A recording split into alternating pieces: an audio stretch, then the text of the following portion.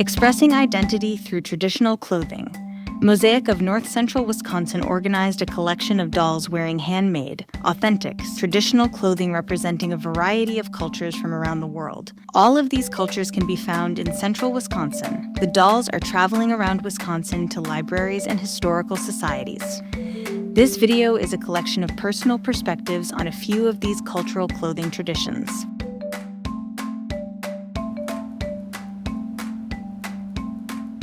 It was all about the reflection of what was amazing from Africa.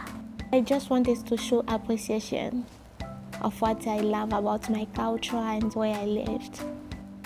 I'm Blanche Kavango from Congo DRC. This is my second year now. I'm freezing all the time. This is a king and a queen from the equatorial forest. They are isolated. They live with animals, they wear skin of animals, they eat leopard, lions, they know how to hunt them. This outfit is made of leopard.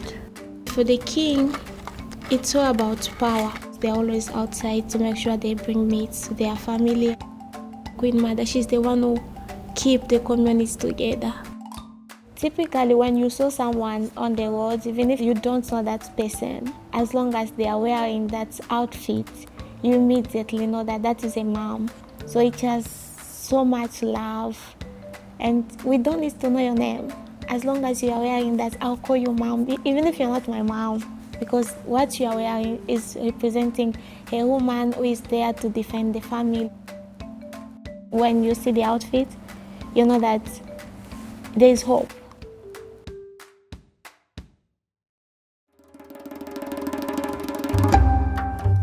I like clothing because I want to express my design or artistic way. It's a communication, I think. My name is Sarwat Najib. I'm from Afghanistan. We came here after Kabul collapse. We left everything behind. So clothing is actually a very important part in Afghanistan. We have many ethnic groups in Afghanistan. We identify them with their dress codes. So what I am wearing today is actually defines the Pashtun. These are made from the light linen and hand embroidered on the yoke, and we embellished them with coins. So coins have a history. The Afghan were nomad people and they travel one place to another place. They actually save or preserve their money or currency on their yoke, and they just stitch that. It became a fashion. It is a symbol of our tradition now to embellish our dresses with coins, with shells. The Afghan people are eco-friendly. They love nature, and nature gives us colors, patterns. So we believe that nature is our teacher. They use geometric patterns and they use floral patterns. Covering their head is actually a culture. This is our choice, and they are not forcefully wearing headscarf. This is passed down from mothers to daughters. So that's why girls want to cover their head and they wear scarves, they wear shawls. So that is normal in our culture. At home, we usually prefer to wear our own traditional dress because we don't want to lose our culture. We want to pass down our culture to our new generations. We should pay respect to every culture that will connect us together as well.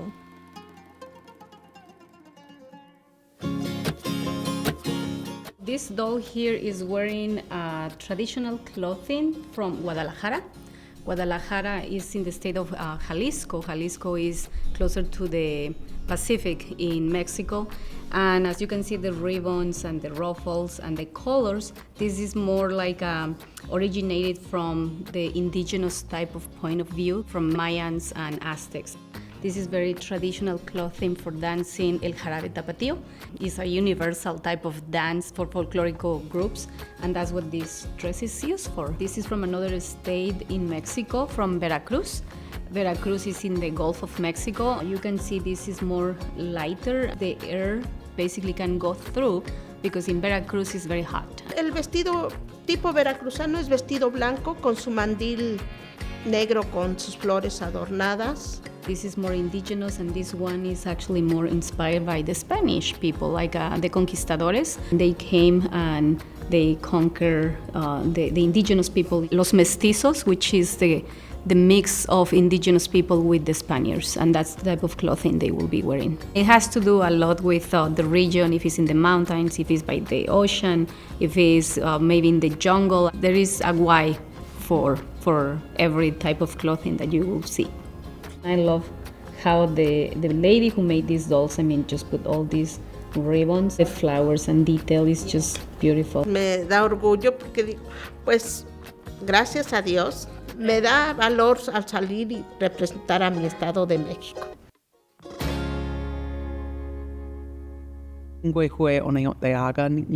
I am Oneida.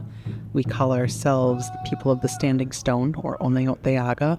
I've learned through Oneida to express myself is through beadwork. Historically, beads may have been from nuts and shells. Each tribal group has designs that kind of identify it as being their own. We spend time tanning deer hides. I do use it to make moccasins, have used it to make purses and to make bags. Historically, these are things that are passed on from family to family. It's hard to talk about Indigenous history and how things are passed on without talking about why it isn't passed on. Understanding what happened with the boarding schools, taking them out of their family and communities so that they don't learn songs, so they don't learn traditions that would normally be passed on to the kids in a community. The work that is happening contemporarily, it's just especially profound.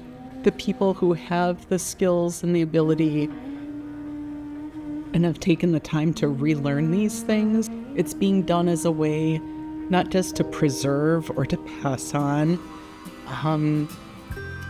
but it's a way to heal. The work that we're doing today is really meant to make sure that there's a path forward for the future generations. There's just been kind of a flourishing of people making ribbon skirts, and they're gorgeous. There's so much symbolism in that skirt. I recently went to a ribbon skirt class, and that's where I made this. My name is Denise Huntington. I am a member of the Stockbridge Munsee tribe. So I decided to make her a ribbon skirt also to represent the Indigenous women. She also has the Many Trails logo on her, and the logo also means strength, hope, and endurance. She's dressed to go to the powwow. The little purse, that could be like a pouch to carry tobacco in. When people choose to wear these adornments, there's a connection to that culture. It's a way to just shine out who we are. I'm always thinking about what's my mindset. What am I doing to honor those teachings and being able to pass them on to the future?